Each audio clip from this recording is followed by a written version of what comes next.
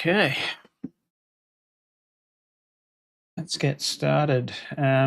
This is Rangadad. This is not financial advice. This is just the way I'm looking at the market. And looks like my microphone's on, which is handy. Interesting Sunday for Bitcoin.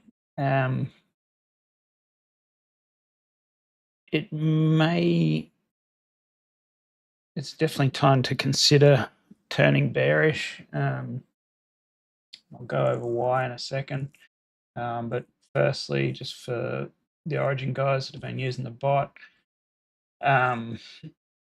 it did pick up some good shorts over the weekend, and it got chopped out a bit as well, which is pretty freaking annoying.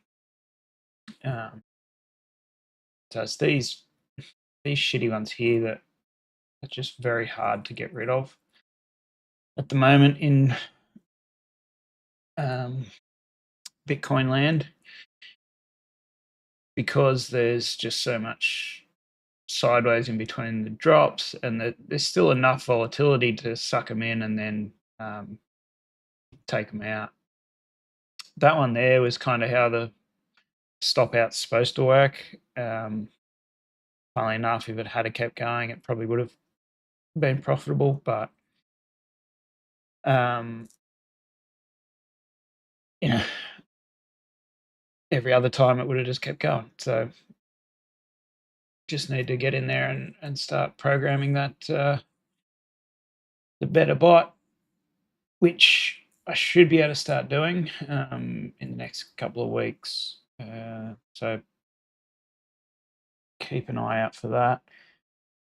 Obviously, there's a bit of programming involved and a bit of backtesting and tinkering to make sure it's all working properly. So let you know when that's ready. But this bounce here is very interesting.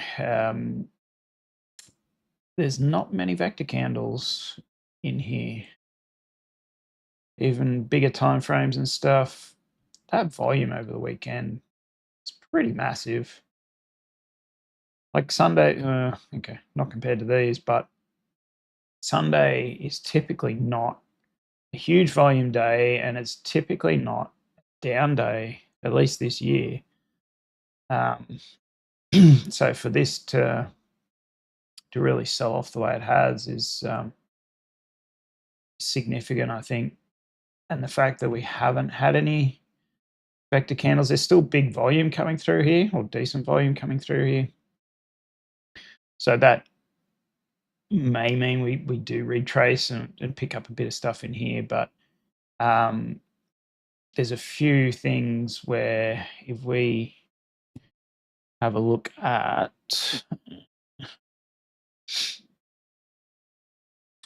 our liquidity heat maps, as you can see, still a ton of volume getting bought up all the way down. And I was looking at it last night. I actually crashed out about freaking 8 o'clock last night. Just tired after a few big weeks.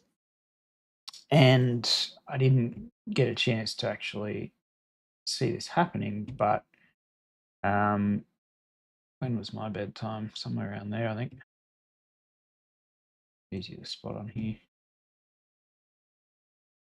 Yeah, I was in bed by about here, so no chance of getting that one, unfortunately. I did have a buy order sitting somewhere around the 59-ish mark. I think it's actually pretty close to where it is now. Yeah, 59,300. I think I had. So obviously I had some. I wanted to pick it up if it did drop into that region, and this 59,700 was where it was looking like going yesterday, but I'm surprised it flushed through all the way. I thought it was gonna, like, if it came down at all on Sunday, I did think it was gonna probably stop around that 59,700 and just wait until the Monday session, um, so that CME could catch up and we could actually fill the gap on CME, which I'll talk about in a little bit as well. This here was a very strong bottoming signal, very strong bottoming signal. That I haven't really seen that in the whole time I've been watching it in terms of all time frames on spot and futures, all red. That this whole run hasn't actually happened yet. And I wouldn't suggest that that's what we have to wait for a bottom every time. But just when you see that, that's pretty major. As you can see, just nothing of that significance the whole way through. So, yes, we may have actually found the bottom here. We are still elevated open interest, which is good. So a bit of a divergence in open interest. And there's not much liquidity that it seems to have left behind. So when we look at the liquidation heat map, there is bugger all down here now. It seems to have swept the majority of this stuff. There's probably some out, yeah, a little bit out on the monthly here. So into the 56, low 56 is definitely possible, even potentially lower, but it's not leaving a lot behind. There's a hell of a lot more above it now, particularly on the shorter time frames. So if we go into 3 day, there's almost nothing down here now. Bit of low 56s. And then you come into the 24-hour and there's not much at all. So it seems to be, look, there wasn't a lot above it to come into either, but certainly more above than below now. So it looks like it wants to just keep pushing up, which is great. But is this the bottom? Do we go to new all-time highs or not? It's probably too early to say now. I want to see what happens on the general stock market, and I'll tell you why. Mainly because the weekly, just while I'm on this, so I can clear it. There is actually a fair bit of liquidations below here now. People seem to have been chasing it up, but we got a lot of liquidations above. So don't be surprised if we get up into that 61,500 again. But I'll certainly be taking a fair chunk of profit up around there from all the buying I've done on the way down. Just because I want to have a bit of flexibility to go lower. And depending on how things go over the next few days, I may actually turn bearish on it as well and just flip the whole position. It'll take probably a slight loss based on where I'm at with my break even at the moment. But yeah, for the time being, definitely looks like it wants some of this liquidity up in here before it goes lower. So we'll have to wait and see. It's been struggling to get through the 50 and the 20 EMA for the last few days. As you can see, we haven't really hit the 200 EMA on the 15-minute since back wherever that was on the 2nd. So about 3 days ago-ish, 2.5, 3 days ago. And we haven't stayed above the 200 for very long at all. So we'll be looking for confirmation and sort of move away from the 200 for any sort of decent upside. Right here, we could get another one where it just comes into this liquidity take some of these big orders, potentially up even into the 62,100, up into this level, and then we could see it actually come back down again.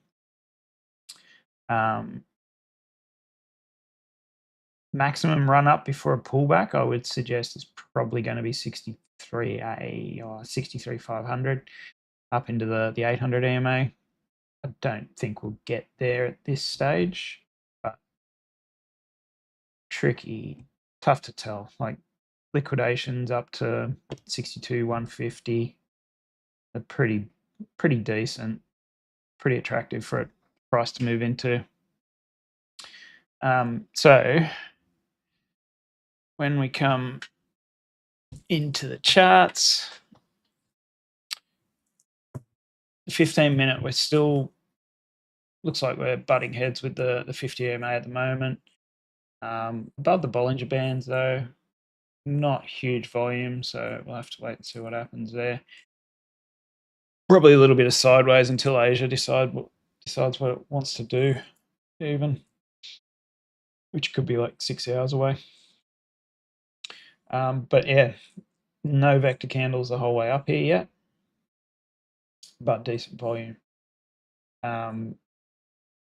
So realistically, we could keep churning through all this. And at the moment, it looks like it's just struggling to get through this area here. Once it gets into these vector candles, I would expect it to move reasonably quickly up. Like processing a lot of those liquidations. So come back over to the daily. There is a CME gap. Look at that volume on the CME. I did not notice that. I don't typically look at the CME. I haven't found it particularly useful, but when Crown mentioned there was a gap on CME at these levels, I thought, okay, better have a look. This, if CME opens up at these sort of levels, then, you know, we're talking, what are we at the moment? 59.38. Talking a big gap down, and that'll almost make this an island. Well, that would make this an island reversal. Big island reversal. I haven't checked to see whether this has really been a thing on CME before and what it's led to, but I have checked some other stuff that I'll show you, which concerns me a little. So yeah, the gap on CME is, let's just do a horizontal line there. So the gap is basically down to 57,800, which is an interesting number because that's pretty well what we hit on the low today so far, I believe.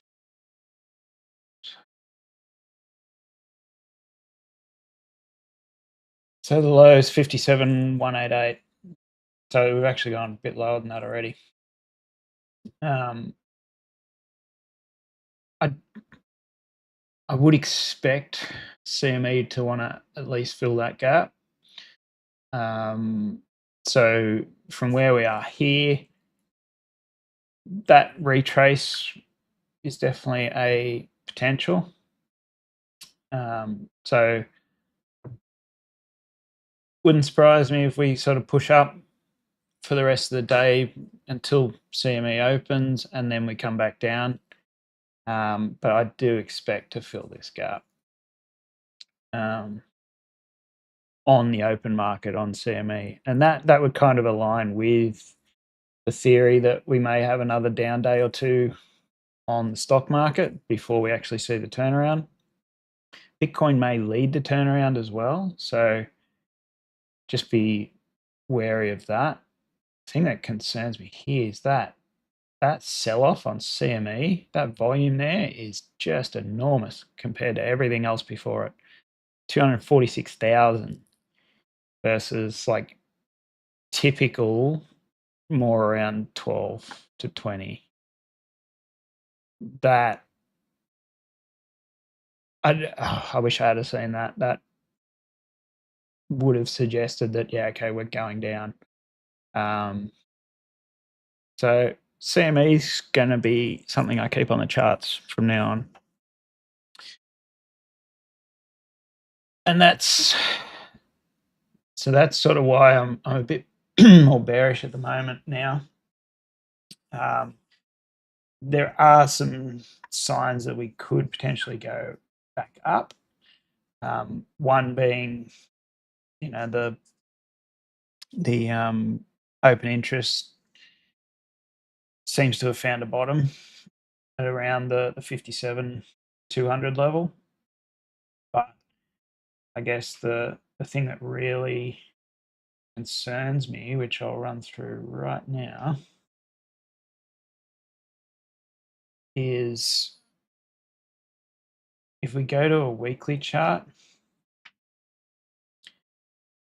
this weekly candle here, that's extremely unlikely to close with any sort of positive look about it. Like for this to even look somewhat bullish, I would need it to close above 63,500. I don't see that happening today, not in the next 4 hours. And what I did was I went back and had a look. First of all, the weekly volatility is actually coming off lows here. The stochastic momentum is above the signal line and it is kind of in the bullish zone, so it's above zero. That is slightly bullish.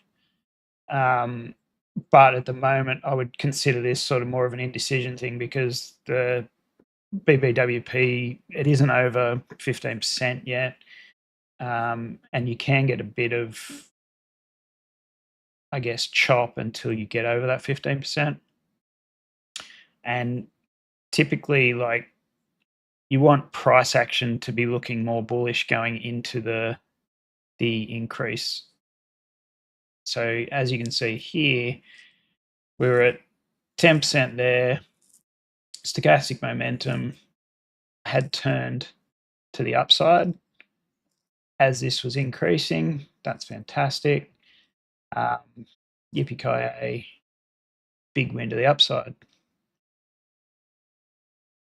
Same sort of thing here. You got price action increasing. You got stochastic momentums already well and truly moving to the upside, and then you get a big jump in BBWP, and it follows through. Like, yes, you've already got a massive move. This is what happens when you're dealing on the weekly.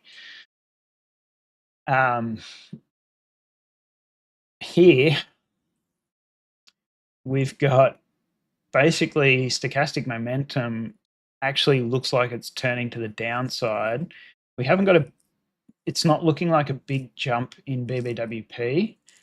So it may be that we get another sort of a downish week, struggle around the bottoms here, a bit of a battle between the bulls and the bears at the bottom of this channel. And then BBWP spikes, and this will really decide which way we're going. So I'm going to keep an eye on that this week and see where that is postured. But every time I've gone through, I'll just maximize this.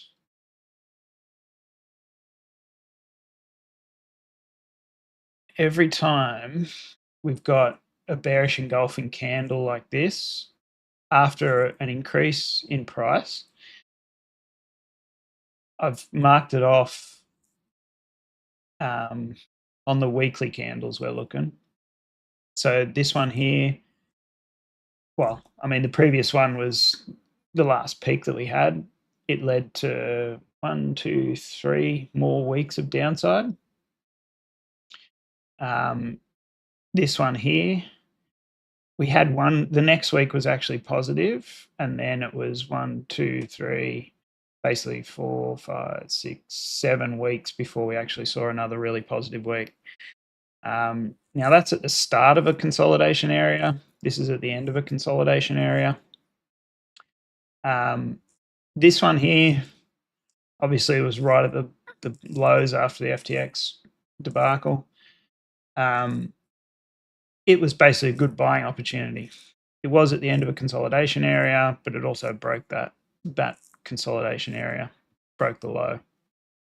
This one here was more within the consolidation area. It did lead to basically suppressed price action for a pretty significant amount of weeks. This one here was obviously, yeah, that was towards the end of a price consolidation. Hadn't broken that bear flag. And yeah, that was obviously a pretty dramatic move from that point. Same here, not really much of a consolidation. It was more a topping signal. This one here was basically not a bad buying opportunity. We did lead to highs before we turned again. But the issue here is, that is this one here the equivalent to this first one here, and this second one that we've got is equivalent to what we're looking at now.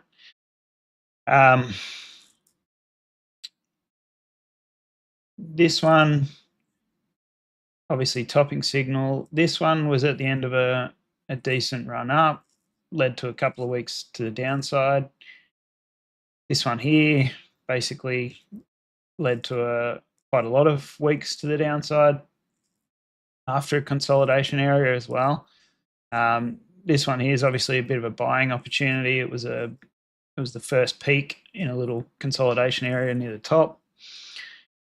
And then you got to go really all the way back here, 2020, at the start of the last bull run, to find something that is really overly positive in my opinion. Decent volume, but it's also above the Gaussian channel. It's bullish postured. You know, that's why I think the next couple of weeks are going to be really critical for Bitcoin, and potentially the next couple of days are going to set the tone for where we head. But yeah, that obviously led to a pretty decent run. When we come back, there's still most of these examples don't really lead to a big turnaround straight away. So that's probably my biggest bearish sign at the moment, that we may have peaked for the time being. Yeah, this one here is in a bullish run anyway, above the Gaussian channel, led to more upside. This one here kind of was a good buying opportunity, but still a couple of weeks sort of to the downside or sideways action before it marked the bottom. And that is sort of marking the bottom, whereas all the ones sort of after consolidation, after a run up, don't necessarily look that great. Okay. Even this one here, obviously back in 2016, little bit of a different time, but led to some pretty significant downside before the run up. So this could be where we're sitting at, and if this sort of thing is what's going to happen, then it brings this sort of level into play. Oops. So it brings the Gaussian channel back into play. So somewhere 48 to 40 and a half is definitely in play if this plays out and if we break through the bottom of this channel. So that's I guess my biggest concern at the moment. and I'll be preparing my positions for that. At least be ready to jump out if I need to. But yeah, it's a really tough one because you've got a lot of volume potential in the ETFs, and I guess are they buying the dip? I'll have a look at that tomorrow, and we'll just see where the ETFs are at. But I think it really depends what the general stock market does. And for the time being, yeah, there was a lot of panic on Friday about the Jesus, Nasdaq had a massive sell last week. That doesn't that's not that doesn't add up for some reason.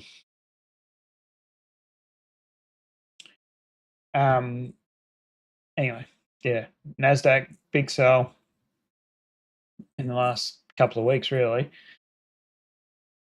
So everyone was panicking on Friday about the SARM indicator has basically signaled that yes, a recession has started, and it's a pretty consistent indicator, pretty accurate. Thing is, it's not really something you would normally trade based on. So I think it's still pretty likely that we get a bounce here. It's just the size of that bounce will be kind of unknown. This is a pretty good region to be bouncing off. But if we look at sort of weekly levels, it's mine. There it is. You know, you got pretty decent level in there as support on the weeklies. And I think that would be, where's our retrace? Somewhere around that 10% to 11% mark. I suspect that's going to be the bottom, but that is also pretty big distance from where we're at the moment on the S&P, whereas the Nasdaq's pretty much done its 10% already. I think, could be wrong. No, it's down about the 11%, and it isn't uncommon for the Nasdaq to actually lead the S&P 500 either. So just be aware of that. Be looking for turnarounds on the Nasdaq to really signal whether Bitcoin's going to turn around. This is a pretty critical level for it, though. As you can see, it's bounced off here before. We do have some pretty big sell-off volumes as well. Okay. I mean, that obviously was a pretty big topping signal on the weekly. Same sort of reversal there. A few weeks down. This was obviously the bear market, 2021 through 2022.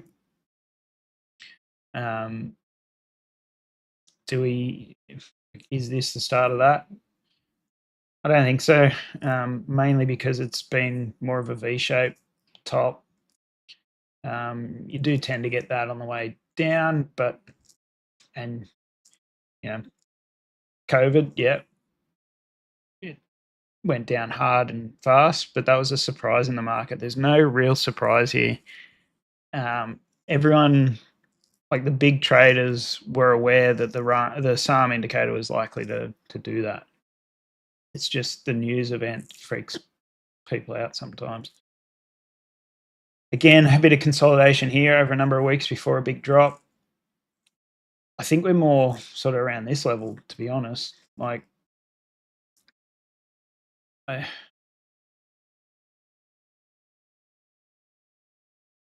yeah, there's normally a bit more consolidation before a proper market crash. Where are we? 2012. Again, pullback. Where's it? decent one. I mean, that marked the top.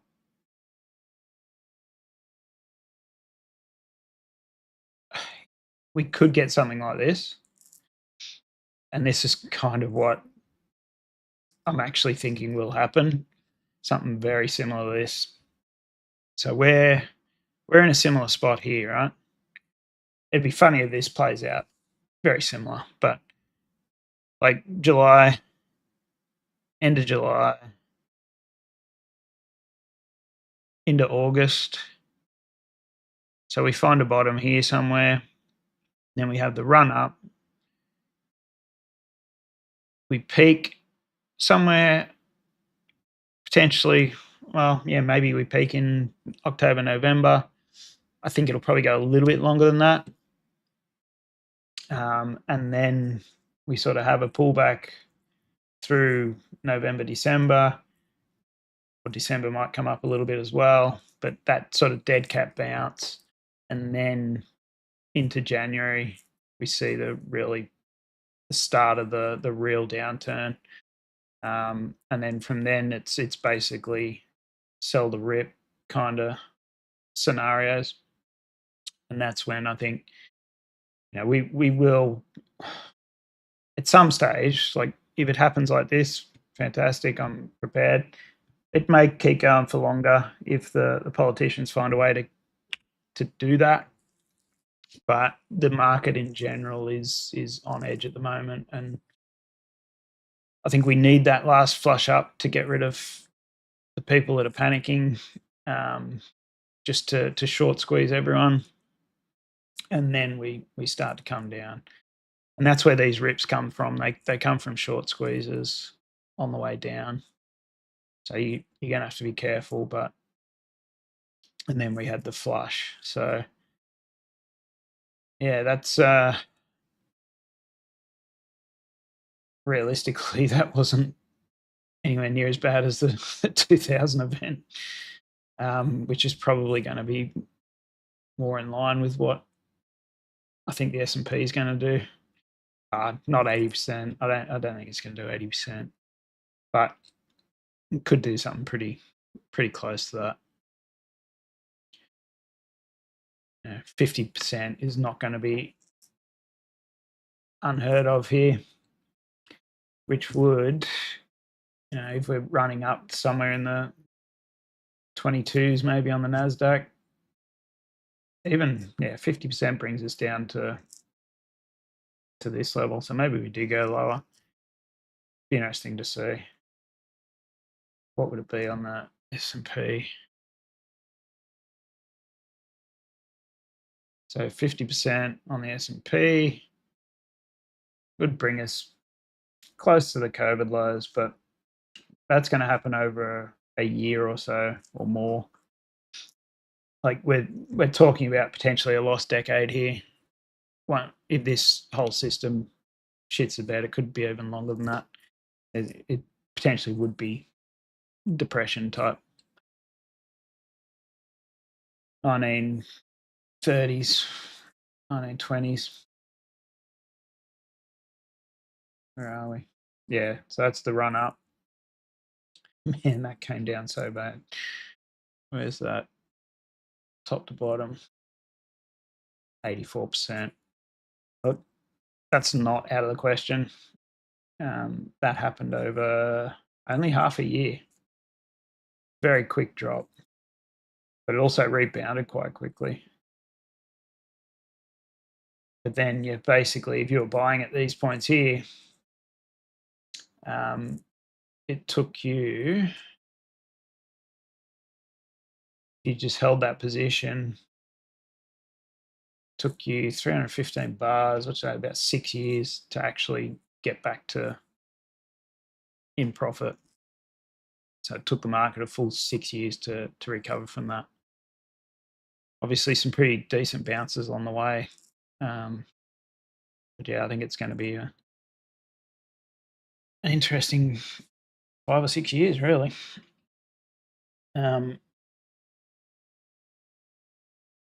So with that all gloom and doom sort of stuff over and done with,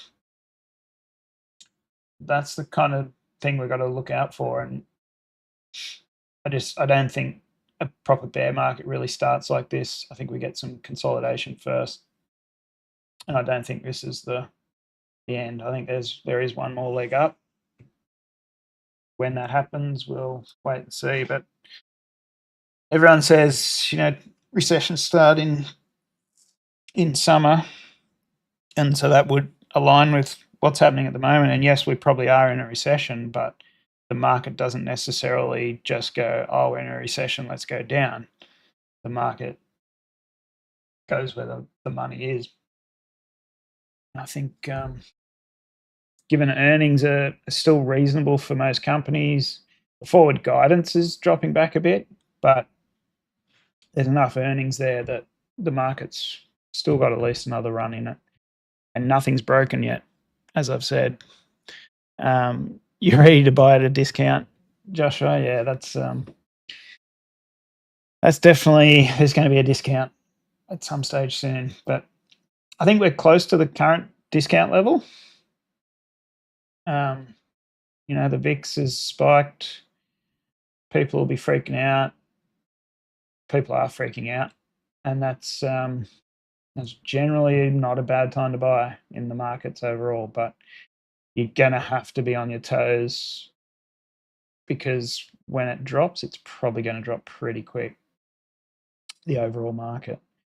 We haven't really broken below this region on the XLY XLP as well. So again, a reversal on this wouldn't go astray. That was a pretty big sell-off though. So it needs to bounce pretty soon. And interestingly, the skew is going up. So this could be our indicator that we need to say, look, we probably have found a bottom here. The skew is suggesting that this is a reasonably good time to buy, probably Monday, Tuesday. So copper is finding a bit of support as well in that region that we suggested. So, in the short term, the bull market doesn't seem to be over yet. Bitcoin does concern me though on that weekly. That is a wicked weekly close if we're closing around these levels. Okay. If we're breaking below here and really closing below here, I'm going to be very careful, and I'm going to be watching very closely. There might be a few sleepless nights. And if we sort of close a decent sort of hourly even below this wick, I suggest it's going to 42 probably, potentially even into this region here. Just change these to the wicks and see what we get. So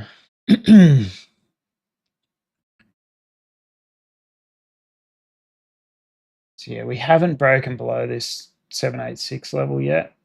Even closes below that are actually suggesting that you're at least coming back into these levels. So then your target levels are around that 43. So, and probably a little bit below that, I'd say. So it wouldn't surprise me if we wicked down below, but interesting, you got the 800 EMA coming in here as well. Okay. So at the moment, Bitcoin, the way it's looking not great. The bulls have to come in pretty hard in this region here if we get down there. So what we're looking for this week is a close of the gap on the CME and then a turnaround. If we get continuation after that gap close, then this is an island reversal on it. I'll go to the beast. Like if we gap down here, we don't close that gap, or we leave another gap in here, and we follow through, then yeah, it's coming down. And it's coming down hard. I suspect the only thing that would save it is if the bulls, like ETF inflows, come in and the bulls just go, nah, this market's got more legs in it, let's go. So yeah, that volume there is scary volume. Like, that's massive. All right. Hopefully I haven't freaked you out too much. For the time being, we are still in these channels, consolidation channels. We just need to see which way they break. And I guess the other thing that concerns me on top of all this is um, the amount of volume in the market, and so the amount of liquidity in the global market isn't huge. It seems like people are starting to pull money. Like, this here is dropping off pretty hard. So central banks are still not supporting this market at all. And generally, when we get these divergences, there is a decent downturn. So I guess that is still a concern. Just something to keep an eye on. And realistically, there's no retail in this market. No one's got any money. Like, general population doesn't have the spare cash to be throwing into crypto at the moment. And that's generally what leads to our bull runs that we have.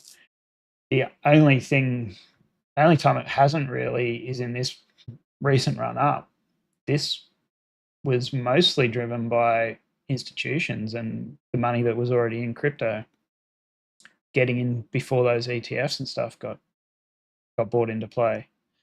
So that's a concerning thing. Like, if people are struggling with finances, you think they're going to want to go and put it into crypto and risk their money? Like, most of the population still thinks crypto is a very risky asset, and it is. Like, realistically, compared to a lot of other things, it is. But at the moment, everything's a risky asset.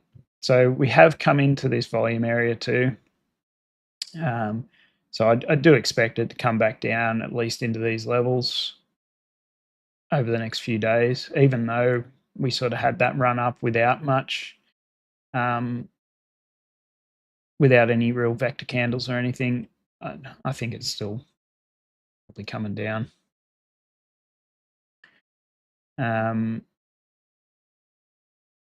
It's just a matter of when. I think today is, like, the rest of today could be pretty flat. We might see a run up to start the day, and then the US market comes in and drops it back down again to fill that CME gap. I think a good scenario for Bitcoin to be bullish is to basically,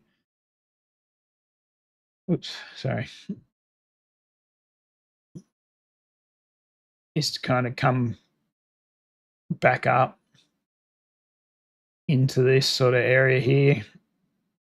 62, 63 would be perfect for it to come back up into that area during the day, during the CME session, and then drop off, fill this gap, and then sort of basically hover around here and then take off. Do I think that's going to happen? Don't know. I'm just going to be basically watching the short-term timeframes and trying to pick up decent bottoms and sell it a little bit higher than what I bought it. That's been working pretty well so far, but I kind of wish I had seen that CME, that volume candle on CME previously, because I would have, rather than thinking that we're potentially going to go long and just building long positions the whole way down, which has still worked out okay, I would have actually been bearish and gone bearish most of the way down. So anyway, it's all a learning experience, and that's what we're doing. So yeah, that's about it for today. I'll be back on tomorrow, and we'll see what tonight brings.